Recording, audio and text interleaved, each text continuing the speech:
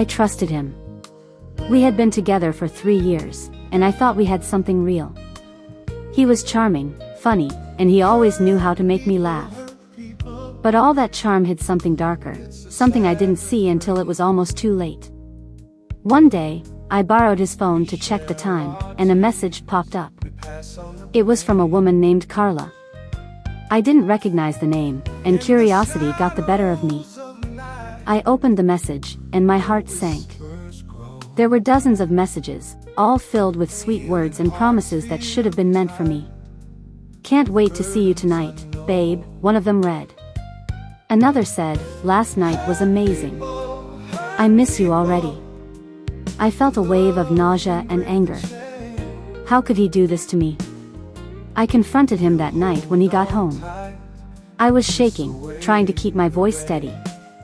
"Who's Carla?" I asked, holding up his phone.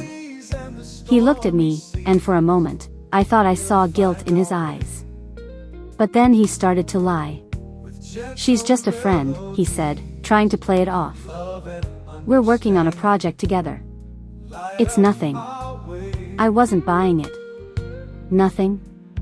You call this nothing?" I yelled, showing him the messages. His face went pale. He tried to grab the phone from me, but I pulled it away. "It's not what you think," he stammered. "I can explain." I had heard enough. I felt a surge of rage and betrayal. Without thinking, I grabbed his clothes and started throwing them out the window. Shirts, pants, shoes, everything went flying. I didn't care if the neighbors saw. I wanted him out of my life. He tried to stop me, begging and pleading. "I'm sorry. I made a mistake. Please, just give me another chance." But I was done. "No," I said firmly. "You had your chance, and you blew it. Get out." He stood there for a moment, looking at me with desperate eyes. But I didn't budge. Finally, he picked up what he could and left. The door slammed shut behind him, and I collapsed onto the couch, my body shaking with sobs. I sat there for a while, feeling a mix of anger, sadness, and relief. How could he do this to me? How could I not have seen it? But deep down, I knew I deserved better. I wasn't going to let him drag me down. I called my girls, my ride-or-die friends who had always been there for me. "I need you," I said, my voice trembling. Within an hour, they were at my door, ready to lift me up. We decided to hit the club that night. I needed to forget about him, even if just for a little while. We dressed up, looking fierce and fabulous. As soon as we walked into the club, the music hit me like a wave, and I felt a spark of life return.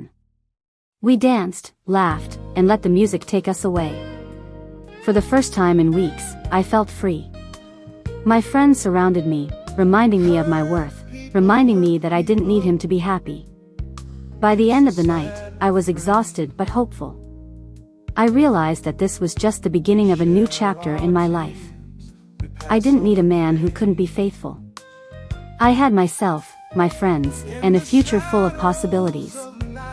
Breaking up with him was one of the hardest things I had ever done, but it was also the best decision I could have made. I deserved better, and I wasn't going to settle for less. This was my time to shine, to rebuild, and to find someone who truly valued me for who I was. As I crawled into bed that night, I felt a sense of peace. I knew it wouldn't be easy, but I was ready to move forward. I was strong, I was resilient, and I was going to be just fine.